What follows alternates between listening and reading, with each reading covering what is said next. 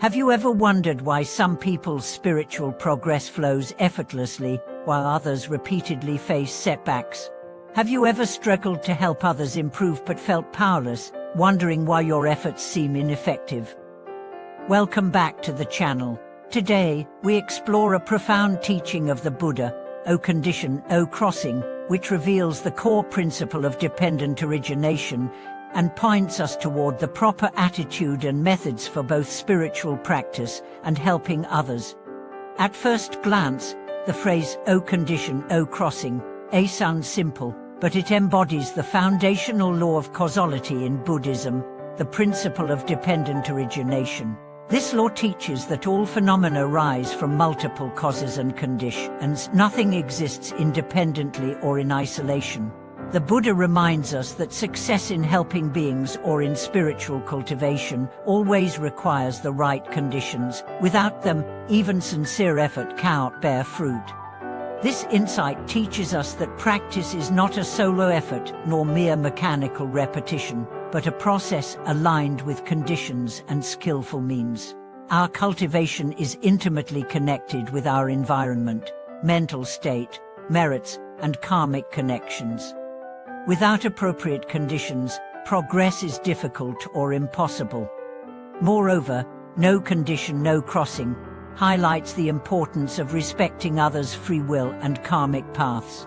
Buddhism is not a coercive doctrine, but a teaching of wisdom and compassion. Each individual has their own karma and readiness. We can offer guidance and skillful means, but true transformation depends on the willingness and effort of the practitioner. Clinging or forcing outcomes only creates frustration and resistance. This teaching also guides our attitude toward helping others. Genuine compassion involves carefully observing whether conditions are ripe for assistance. Blind aid may be ineffective or harmful, while wise aid is given when and how it will truly benefit. Sometimes letting go and allowing others to grow on their own is the kindest act. Dependent origination explains that all phenomena, thoughts, actions, environments, even life itself, are interwoven with countless causes and conditions. Recognizing this interconnectedness is essential for awakening. The phrase also applies directly to our own practice. Virtuous deeds, such as chanting, precepts, meditation, and generosity produce immeasurable merit, but their fruits appear only when conditions support them. Effort alone, without suitable conditions, yields little. In our fast-paced world, impatience and desire for immediate results often cause discouragement, but the Buddha teaches that awakening is a gradual process, contingent on conditions maturing over time. Missing conditions is like planting seeds on barren ground; they cannot take root. This principle also reminds us to approach our inner obstacles and mental afflictions with patience and wisdom. We cannot forcibly resist inner demons, but should recognize their rising conditions and transform them skillfully and gradually. The Buddha's teaching embodies a realism rooted in deep understanding of cause and effect. It neither blindly hopes or despondently surrenders, but encourages us to be pragmatic, persistent, and adaptable. As practitioners, we should observe the conditions within ourselves and others carefully, avoiding rashes and blind effort. Using wisdom and compassion as guides, we can cultivate steady and effective practice. No condition, no crossing does not imply helplessness or giving up.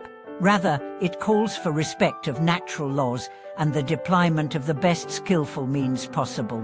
Like a farmer knowing that seed, soil, water, and sunlight are all essential for harvest, so too must we cultivate the right conditions for spiritual growth. This teaching also cultivates humility. Regardless of progress, we owe gratitude to countless conditions, parents, teachers, Dharma, and our own efforts that have enabled our growth. Recognizing the interdependent web of life deepens appreciation and fosters diligence. Though modern life bombards us with information and distraction, the law of conditions remains unchanged. Applying Buddhist wisdom means adapting methods and attitudes to current circumstances, remaining patient and insightful. We can see dependent origination at work even in daily life. A rainfall, nourishing crops, depends on clouds, wind, and temperature.